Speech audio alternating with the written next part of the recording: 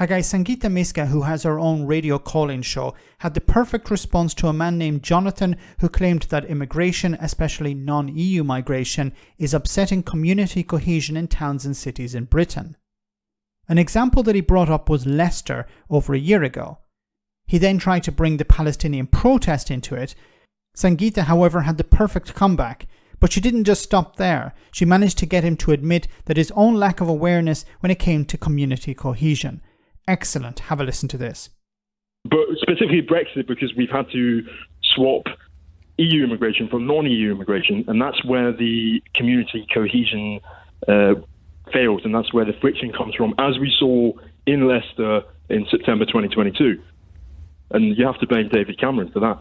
No, you don't. Why hasn't there been another clash since? The Palestine protest. Why hasn't there been another clash since in Leicester? I think it's a matter of time. Why hasn't there been? I can tell you why there hasn't been. Actually, okay. Jonathan, because we covered it on the show. Because community leaders, and that is community leaders from both Hindus, Muslims, Christians, including the police force and local authorities, came together, and they made direct appeals to those communities. And ever since those clashes, there has been active bridge building within those communities. Wonderful. And she's completely correct. When the communities come together, when the leaders of those communities come together, and they include the local authorities, they include the police, they can build bridges and they can avoid those problems reoccurring, or at least reduce the chance of them happening again. So when communities come together, we have social and we have community cohesion. Now, when communities with different ideals, different values come together, you're going to have conflict. Now, we hope that that conflict doesn't spill over and become violence, but we hope that the leaders, the sound minds in all of the communities can come together, can work with the police, can work with local authorities in order to resolve the causes of that conflict, to resolve some of the motivations, and also to marginalize those extreme elements within those communities who just want to stoke more anger. That's why. If that isn't success, I really don't know what is. How many of your friends are from diverse backgrounds? A very simple question. One. Right. What background? Mixed, Caribbean, English. Why do you only have one friend from a diverse background? Well, that's what it was like growing up in Chester at the time. It's changed. Right, so hang on a minute. You left school 5 years ago, did you say? Yeah. So you're what? How old are you? 23? 23, right. Yeah. And what have you done in the intervening 5 years? University. And which university was that? In London. Which one?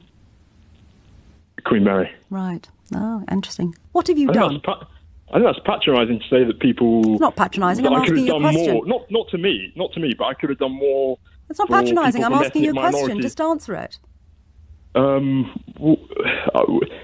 That's just what unfolded in, at university in my life, yeah. And there is, my friend, the whole problem with social cohesion in this country, in the pockets of the country where it is not working, where integration is not working as well as it should be. It is people like you.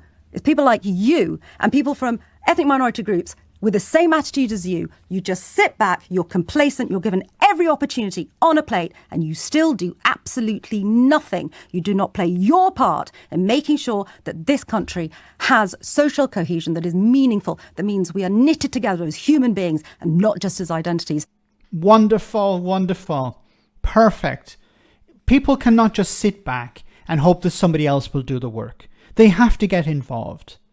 They have to be part of the solution, not be part of the problem. It's very easy for people just to get online and say, oh, look at this community, why aren't they integrating? Or why isn't that community being more British or being more like the native population, quote unquote. They have to be part of the process. If they see community cohesion not taking place, they have to reach out to those communities, organize. If you really care about this, you'll invest the time and effort to make sure that it happens. But unfortunately, you have people who are just sitting back, as was pointed out here. They sit back and allow somebody else to do the heavy lifting. And they snipe from the sidelines. They'll say, well, these communities don't want to integrate, or they don't care about it, and they're happy to see this violence take place, what happened in Leicester over a year ago. The way to resolve these things, as I said, that when you bring communities with different behaviors, different values, different traditions together, you will have conflict. You will have a difference of opinion. But when the leaders and the community themselves try to bridge those gaps, then you can have a better society. And as I said, we have to marginalize the extremists. As was pointed out here, there are extremists in every society, every community, who are not interested in having better relationships with other communities. Wonderful speech, and well done for putting this guy back in his box. Let me know in the comment section, guys, what you think. As always, your comments are greatly appreciated. Thanks a lot.